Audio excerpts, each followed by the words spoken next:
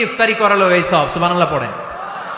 দুই ভাই ইফতারি করতে বসছেন, আপনার প্লেট থেকে একটা পেঁয়াজু আপনার ভাইয়ের প্লেটে দিলেন, আপনার ভাই একটা খেজুর আপনার প্লেটে দিল, দুইজনের ইফতারি খাওয়ানোর সওয়াব হয়ে গেছে।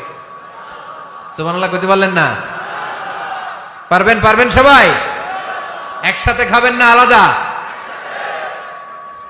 আল্লাহর হাবিব সাল্লাল্লাহু আলাইহি ওয়াসাল্লাম খেতে বসলে কখনো খাবারের বদনাম করতেন না। সহিহ বুখারীর হাদিস, মা আবা রাসূলুল্লাহ সাল্লাল্লাহু আলাইহি ওয়াসাল্লাম তুআমান কত্তু, কখনো খাবারের বদনাম করেন নাই। এই 63 বছরের জীবনে কখনো না, একবারও না।